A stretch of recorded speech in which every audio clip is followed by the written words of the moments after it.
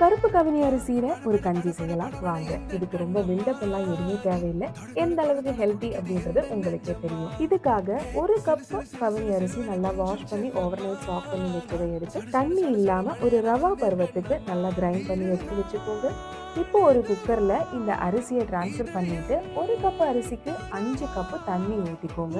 இதுல இப்ப நம்ம கொஞ்சமா ஜீரகம், கொஞ்சமா வெந்தயம், ஒரு 5 பல்லு பூண்டு, தேவையான அளவுக்கு உப்பு.